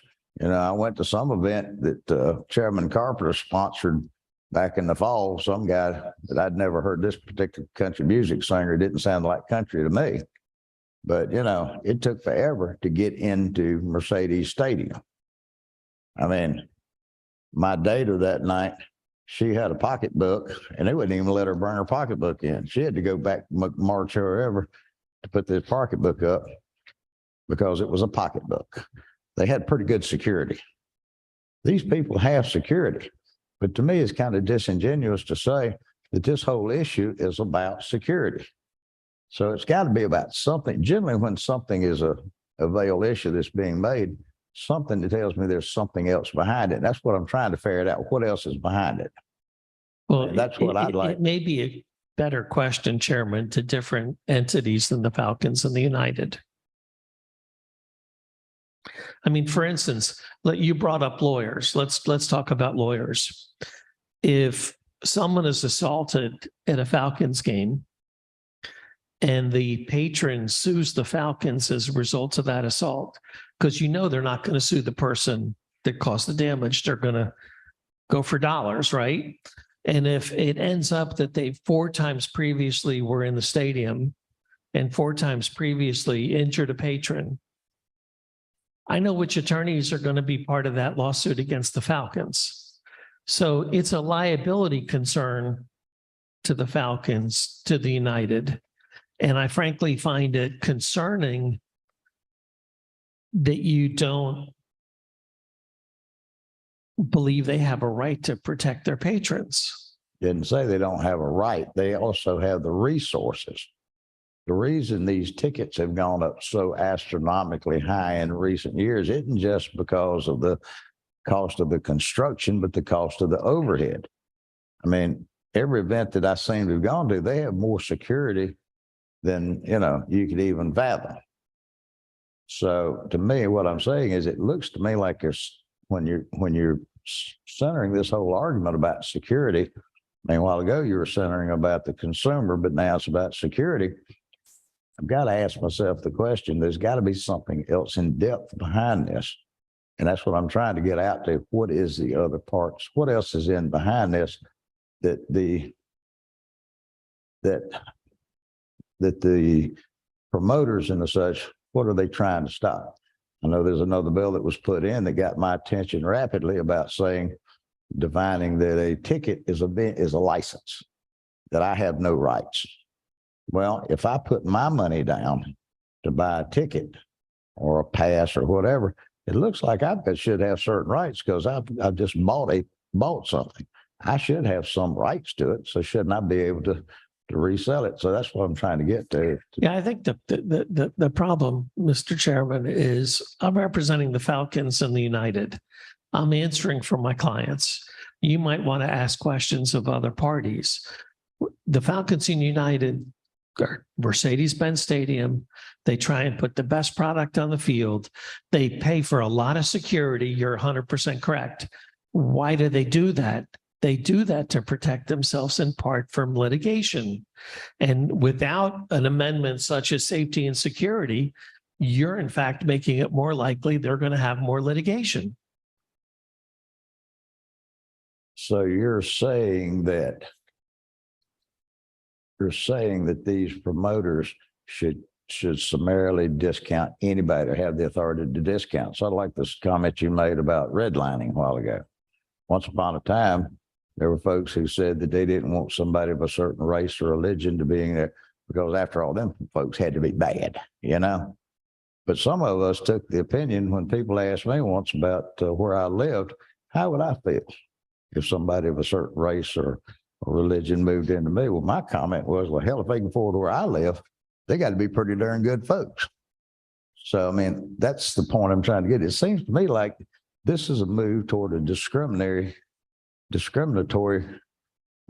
process to say we want to have the right to basically bar anybody that we deem.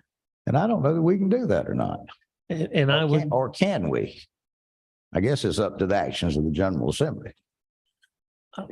Sorry, I hate to speed along. I'm going to hit Chairman. Chairman, because you know I say the same thing over and over. Yeah, I got you. I just want to let Chairman Jaspers have a bite at the apple, and then we're going to speed this thing up just a hair. Go ahead, sir.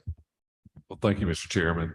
Sorry, I was a little late, had my transportation meeting, but you know, Sam just got, you're trying to find bad players, and I've kind of written this down so it makes sense, I hope.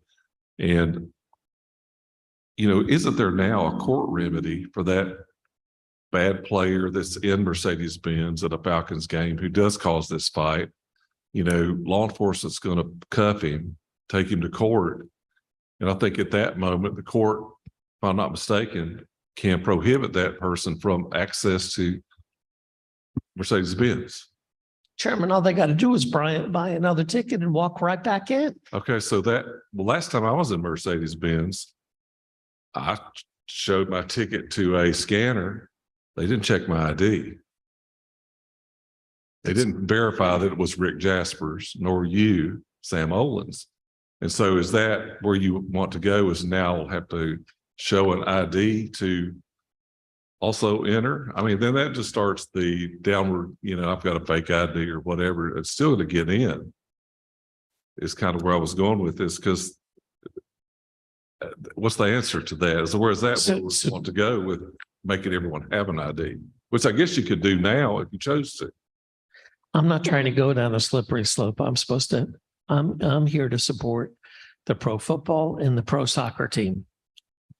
And by definition, what you're saying is it's okay if that team gets sued all the time for folks that have previously caused injury and return again. I fail to understand how the terms safety and security are offensive. Well, I don't think I've said that, but what I have said is that currently, how would you ferret Rick, the troublemaker, out? When I enter that ticket, just showing my Ticketmaster ticket to go see Luke Combs, who is a star, Mr. Chairman, you know, in there, how do you do that now?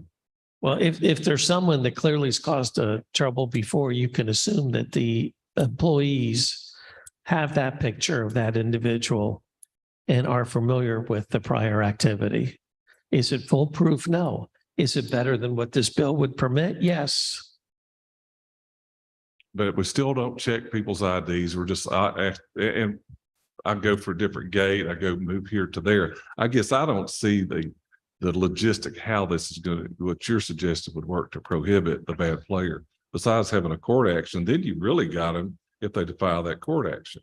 See that, I mean, I'm a neophyte and all that, but that's just what I'm looking at. You know, we all know that you're a big teddy bear, Chairman, and you wouldn't be the one causing the problem. We all have potential. I've seen him cause some problems around here every now and then. All right, well, let's move along here. Thank you, Sam, for coming. We're going to move with Josh from Rival Entertainment. We're going to hurry through this, guys. I know I said earlier I would limit it, but dang, I really got a limit now. So obviously, come on up. Yeah, I got those.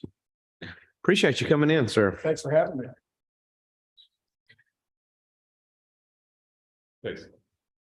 Yep. I'm sorry. Let me turn you off. All right.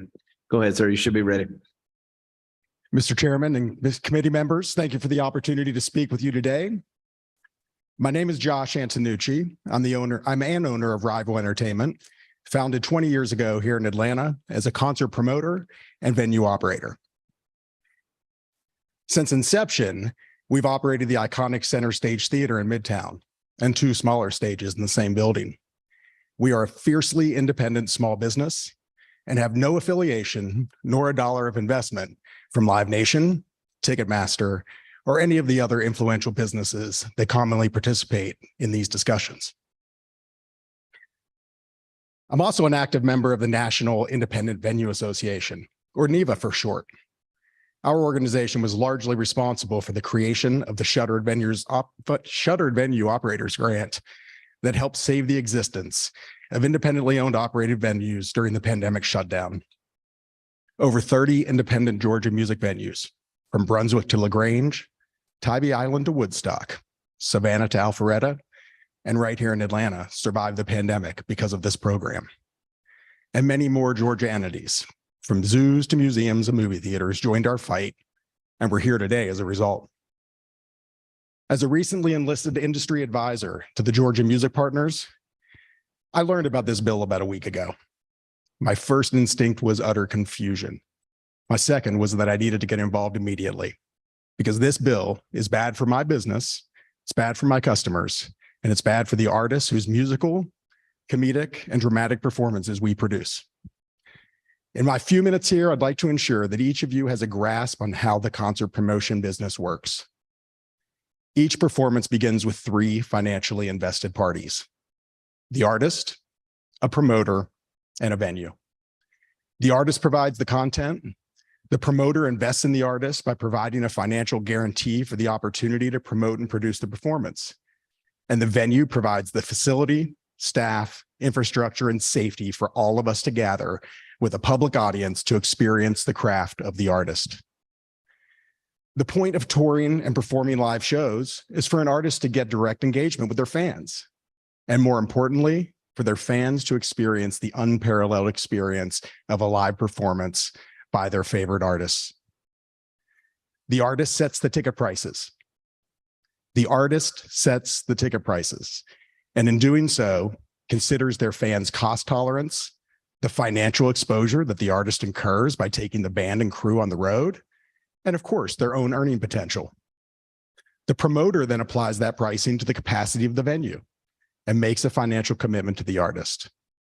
The venue provides itself to the promoter at a base rental rate and cost of labor. And when the tickets go on sale, each of these invested parties work together to sell tickets to the fans. I emphasize, selling tickets to the fans. But when our tickets get sold to brokers, different things happen.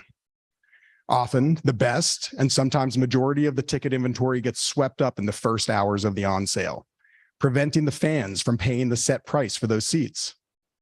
Instead, when fans are looking for premium seats, the tickets found not on the primary ticketer sites, but by a broker who used technology to beat the consumer to the punch and is now offering the same tickets for amounts ranging from 50% to multiples over the face value of that ticket just hours ago.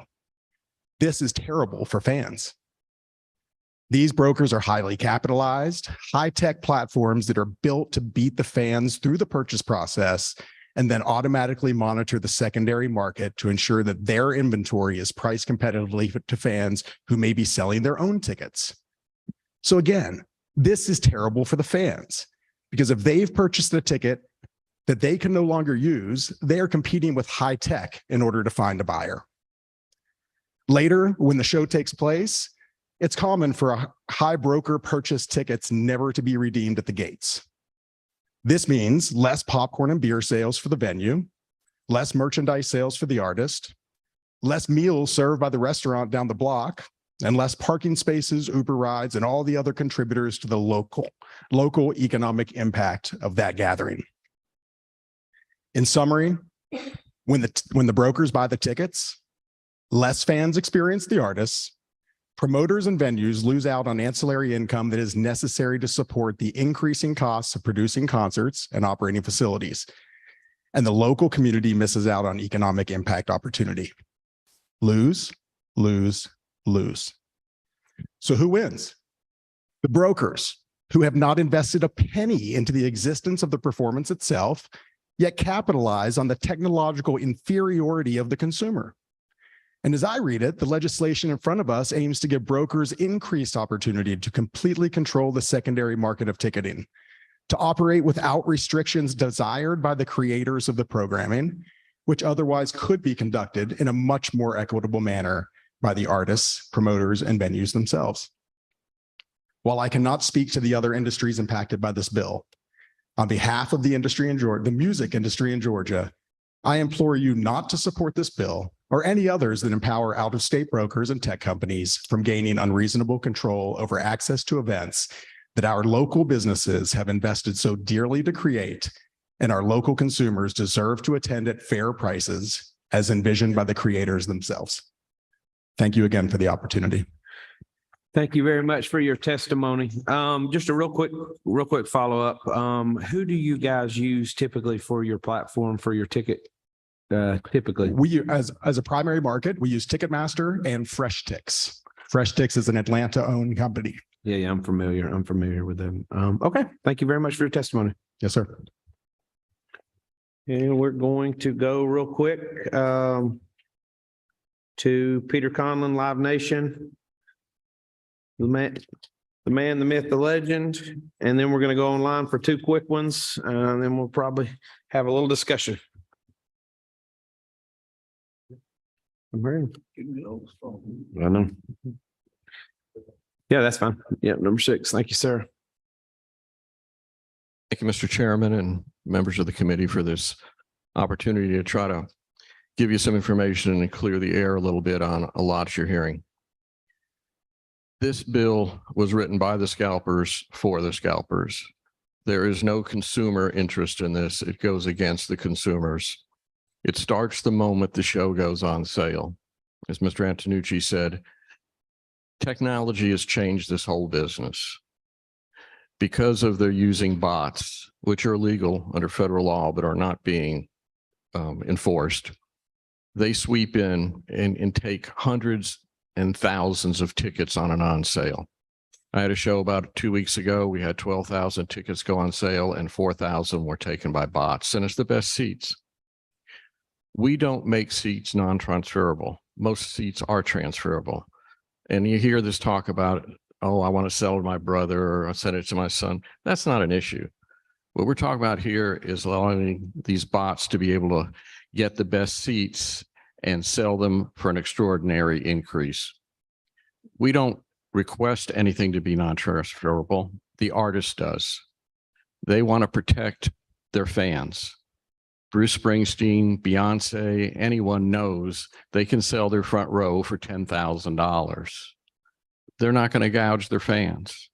Garth Brooks is very outspoken on this. He actually plays multiple nights to try to hurt the scalpers by taking care of as much of the demand as there is. Look, we have a secondary site. We use it to compete with these people, but they're much bigger than us.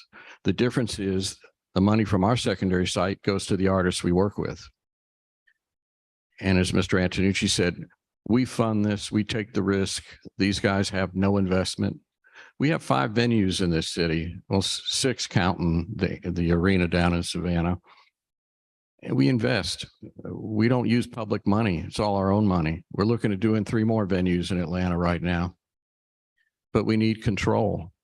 You know, the scalpers have been a threat to this business since I first got in it. It was different back in the days of hard tickets. You controlled it more. They would pay off somebody in a box office or whatever. But now with technology and how you transfer tickets and the use of the bots, it's changed the whole game.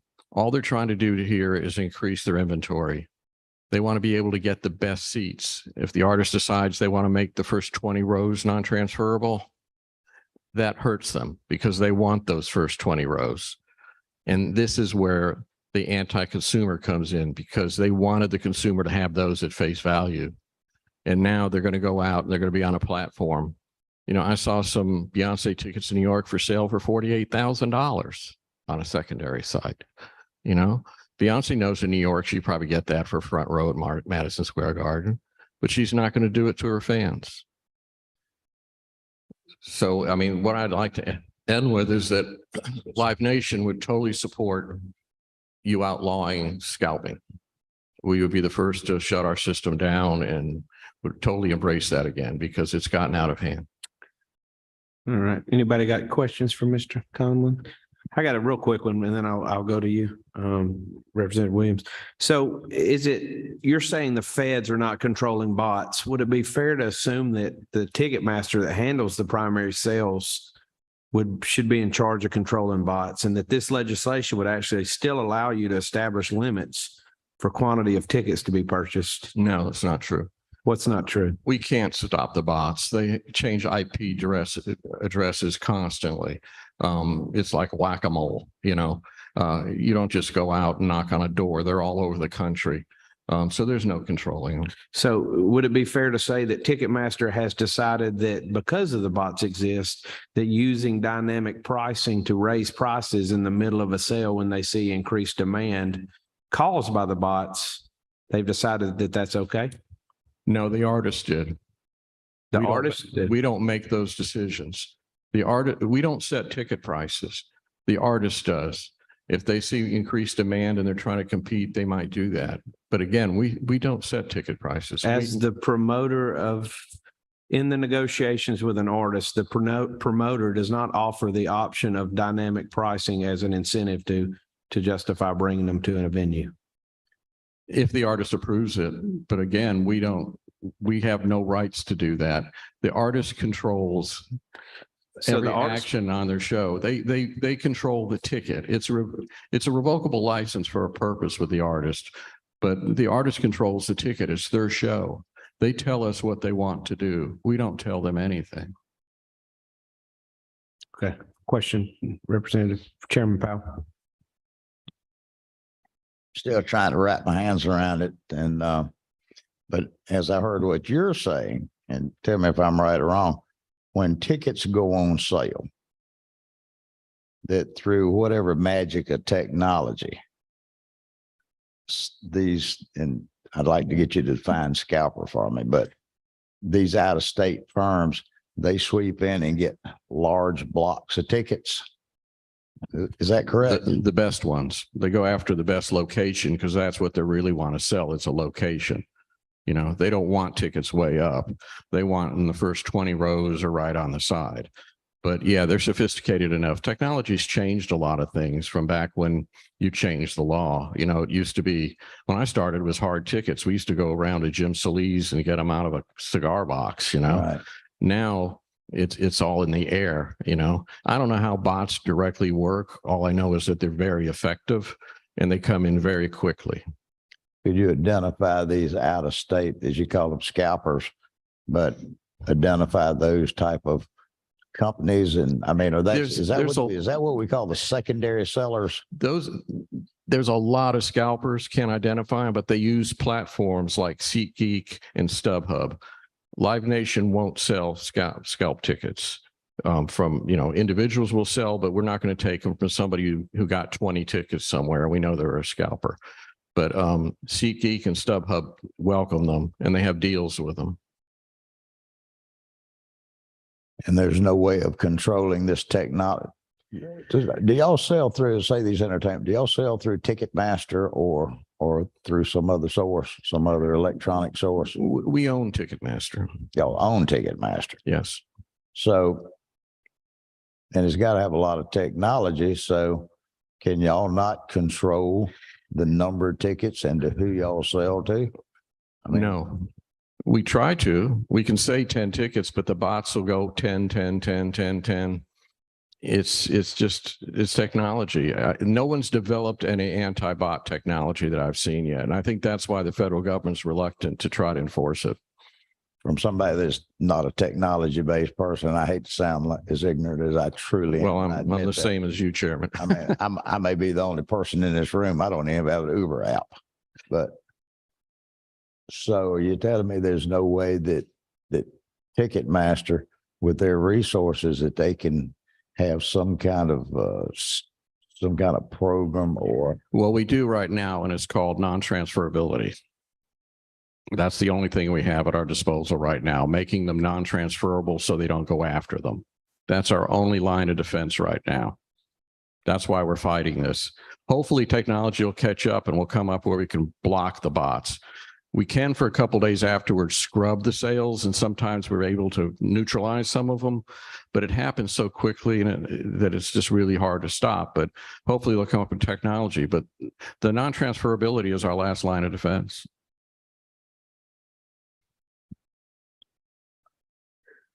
Yes, just one question, quick question. So if I go on the Ticketmaster site, and I'm behind you, by the way, I'm sorry. Sorry. If I go on the Ticketmaster site and I buy 2 tickets to go see Willie Nelson, if I want to resell those tickets, is there a place on your website where I can go and resell those tickets through you? Ticketmaster, you can go to their platform, Right. but they're going to limit on how much you can sell them for. They're not going to let you go up for $10,000. What's the charge there? Do you take a percentage? I don't know. I can't tell you. I don't work for Ticketmaster. Okay, I got you. How much? But the money, 100%. the money would go to Willie Nelson, Okay. Thank you. who's a friend of mine. Representative. I think I'll be very brief because I know you're reaching your time, but sir, I don't know you. I've never met you, but I can tell you this, that even in my limited knowledge, you're the easiest person to understand who testified today. You made a lot of sense. Thank you. All right. Thank you very much for your presentation. We're going to go online real quick. Laura Dooley, StubHub, if you'll step up. I don't know where you're at on the screen. I don't know how this works. I do apologize. Yes, sir, Mr. Chairman. Hi, everyone. Today, my name is Laura Dooley. I am the head of government relations for StubHub. Thank you for the opportunity to testify today. StubHub is the world's leading resale marketplace. We connect buyers and sellers to transact at mutually agreed upon prices.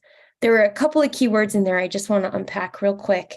First, marketplace. What does that mean? StubHub is not a broker. We don't purchase tickets to resell on our site. We provide the platform that connects the buyer and the seller. That business model is the same business model that Ticketmaster has. We do not have price caps or price floors. We don't believe that Ticketmaster has price caps or price caps either, but certainly, again, a business model that's shared by both of our industries. I also want to touch upon the fact that we sell these tickets at mutually agreed upon prices. Those prices sometimes might be higher than the original purchase price, and we had a lot of conversation about that today. But I think what's really important is that they might also be lower than the original ticket price. And just this past weekend, we've seen Bruce Springsteen tickets on the StubHub site sell for $4 to go to a show in Tulsa, Oklahoma. Those same tickets on the resale marketplace at Ticketmaster were selling for $60 because there was a price floor instituted that wouldn't let consumers drop that price below $60. So we really do believe in a free market to benefit consumers on both ends. In 2019 alone, StubHub sold tickets to consumers in all 50 states and 19 countries to events in Georgia. We're happy to be part of the Georgia economy and pay sales tax, and we're happy to have served over 1.4 million Georgia consumers as well. We support public policies that empower the consumer in the ticket buying transaction, just like HB 398. HB 398 ensures that consumers have the right to transfer their ticket. That's it. That right does not exist today. That right is at the complete discretion of the team, the artist, the venue, or the primary ticketing company that sold them the ticket. So HB 398 essentially just shifts the balance of power from the ticket seller to the ticket buyer. And I think it's important to note that just because the ticket buyer has that power, It does not mean that they're going to resell the ticket. They may still use it. They may decide to transfer it for free to their friend. And it certainly doesn't mean that StubHub is going to win in that transaction. Our business interest is to make this a competitive market. We believe if consumers have the power to decide what to do with the tickets that they've purchased and they decide to resell it, that we have a fair shot of competing if HB 398 advances. You've heard a lot of arguments today in opposition to this legislation, many of which were maybe tangential to the core argument at hand is who should be in control of a purchase ticket. We heard Representative Hilton say, if you believe that the control should stay with the ticket seller, the team, the artist, the venue, or the primary ticketer, then vote against this bill. But if you believe that balance of power should shift to the consumer, to the ticket buyer, then HB 398 accomplishes that. And that's why StubHub's proud to support this legislation. I'm happy to answer any questions. I know it's been a long discussion today, but again, thank you very much for the opportunity to weigh in. Do we have any questions for the Zoom, Miss Laura? I don't see any. Thank you so much for, oh, yes, you do, Chairman Okay, Powell. great. I'm sorry, I hate to be so inquisitive today. Did I understand y'all are StubHub? Yes, sir. Did I understand that y'all don't sell a ticket? Y'all basically provide a platform that my good friend, Chairman Jaspers, he has a ticket to a venue and he decides that we can't go to this venue. I want to sell it. He contacts through y'all's platform or whatever. Y'all put it out there and y'all are basically hook him up with somebody who's wanting his ticket and they negotiate it to themselves. That is The correct, sale sir. price. And y'all are paid what, a commission off of that or a set price or what? A commission off of the sale of the ticket. So I guess my next question, I listened to the gentleman that just spoke. And he talked about with Ticketmaster that predators that are coming in buying blocks of tickets. Do y'all have any way in y'all's platform to prohibit an abuse like that of somebody that has bought a block of tickets or all the better tickets for nothing more than the ability to profiteer off of that, not the average seller? Absolutely. So our terms of service say that if you've purchased your tickets illegally, and what you just described would be illegal, to purchase tickets using bots or software to exceed a ticket limit that's been set or to jump the queue in a line. If you were to have been found to have done that, the tickets would immediately come off of our site. And then we have the opportunity to penalize you and ultimately potentially suspend you from the site as well. I think the challenge that we have with enforcing the Bots Act, which not just the FTC, but the state of Georgia has the ability to go after bad actors as well, is candidly getting the information from those attacked by bots in order to go after them.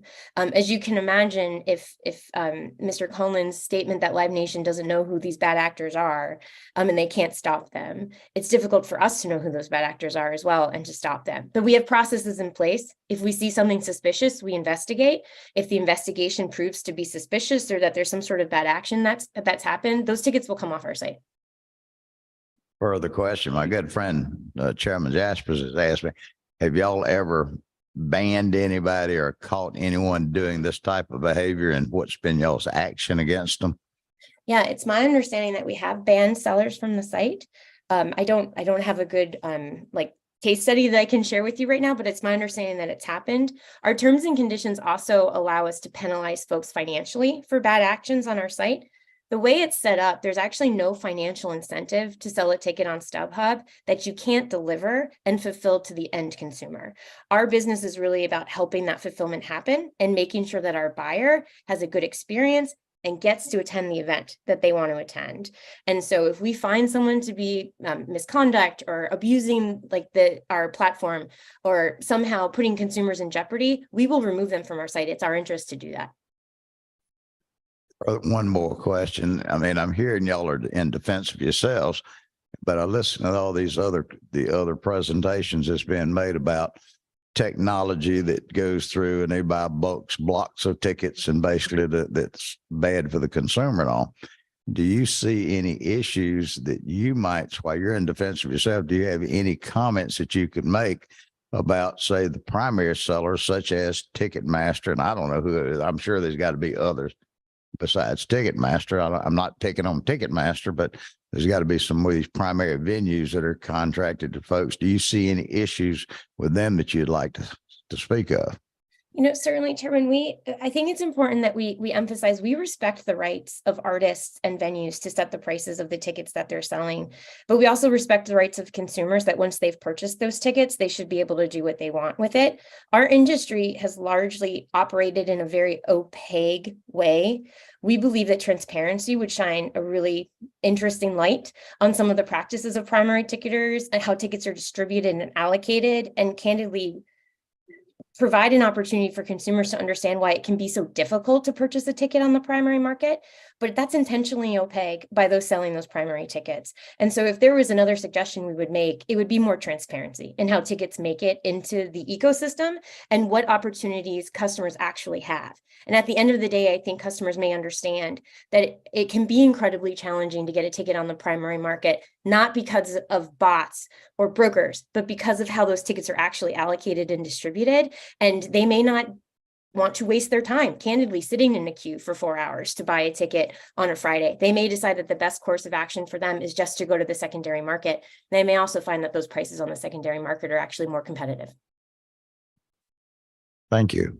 Thank you. Real quick, Laura, just a real quick follow. Does anybody contract with StubHub to sell blocks of tickets now? Venues, sports teams, musicians? Mr. Chairman, that has been a business method that we've used in the past. It's my understanding that right now we don't have that type of ticket distribution model. It's not to say that we wouldn't again in the future, or we haven't in the past, but right now I'm not aware of any contracts like to that nature in Georgia. Okay, just to be clear, we're if people selling large swath of tickets in the past, venues that are complaining about it have actually utilized this platform to do such. So. Okay. Or worked with a third party to give them those contracts who then sell on our site for sure. Perfect. Thank you. Thank you very much. Okay, let's go with the Chris. Sorry, Fan Freedom Project. Chris, if you're on, come on in. I apologize. I can't say your last name. Yes, sir, Mr. Chairman, no problem. It's Chris Vandyhoof, and I want to thank you and the members of the subcommittee for allowing me to testify. I know it's been a long day, and I'll be brief. I'm the president of the Fan Freedom Project, which is a national advocacy organization. We advocate on behalf of fans across the country for fairness, transparency, and competition in the live event ticketing marketplace. The bill before you today is relatively simple. I know you've heard a lot of different comments about it, but it simply says at the end of the day that Georgians cannot be punished for shopping for the best deal to a concert or sporting event, for doing what they believe is best for them when it comes to buying and transferring tickets in Georgia. We've heard about bots. The primary ticket vendor already has a federal law that they can utilize to crack down on bot activity. They choose not to. It's unfortunate. Mr. Collins spoke about losing 4,000 tickets to bots for a 12,000 seat venue. I'd be curious if Mr. Collins reported that activity to the Georgia Attorney General's office. You've heard about scalping, being reselling or ticket transferring, and this bill benefiting scalpers. The primary vendor, Ticketmaster, is not only the world's largest primary ticket seller, selling 7 out of every 10 tickets. They are also one of the world's largest resellers of tickets. And we heard about Beyonce in Madison Square Garden. Ticketmaster currently has Beyonce tickets available for her shows in Atlanta on their resale platform for over $4,000 a ticket. You've heard about safety and security. Nothing in this bill stops a venue from enforcing public safety policies at their properties, nor should there be a proposal, frankly, that limits a venue's ability to protect attendees who are in their venues. The bill before you doesn't speak to any of these items. Again, it does say that Georgia consumers cannot be punished for not using a platform that primary vendor wants them to use. Georgia consumer can't be punished for shopping what is best for them as it relates to tickets, is what this bill does. We're happy to support it along with our friends who I think sent letters in from the National Consumers League, the Consumer Federation of America, and the Sports Fans Coalition. Again, I want to thank you for your time, and I'm happy to answer any questions. I don't see any questions. I really appreciate your presentation. Thank you, sir. Mm-hmm. We're going to go back to Representative Hilton, do a little closure, and then hopefully have some conversation. Yeah, I'm going to keep my comments super brief. It was interesting. Just as a case study while we were sitting here, I have legislative aid in the room and I said, hey, you were fortunate enough to get Taylor Swift tickets for April 29th. Go try to resell those tickets. She bought the tickets through Ticketmaster, received a message. Why can't I sell my tickets? Sale is not currently available. Please check back again later. The problem is clear in Georgia. We have a judge, jury, and executioner. We have a monopoly where we have a venue, we have a promoter, and we have a ticket seller that's a closed loop system. Imagine going to buy a car. You go to the dealer, they sell you the car. You come back and say, I'd like to sell my car. I'll sell it to whoever they like. They say, we're sorry. You've got to resell it through us, no one else. You can't go to CarMax, anyone else. And oh, by the way, you never really owned that car in the first place. It was always ours. I think Georgians would be shocked to hear that in regards to their ticket.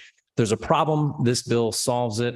At the end of the day, we come down here to fight tooth and nail for our voters. And this bill does exactly that. It fights for them. It gives them rights. There's a number of states, red and blue, Connecticut, Virginia, Utah, Colorado. It's been intimated that acts will no longer come to Georgia. All of those states have this law in place, and all those states have a very bustling entertainment industry. It will not shut down here. I'm not in search of the cheapest price, the most expensive price. I'm in search of the most competitive price. When a price is competitive, everyone wins. That's what this bill does. I ask you today, let's stand up for Georgians. This isn't about Ticketmaster. It's not about StubHub. It's about Georgians, and that's who we're here to serve. And I ask for your favorable consideration. Thank you very much. Do I have a motion?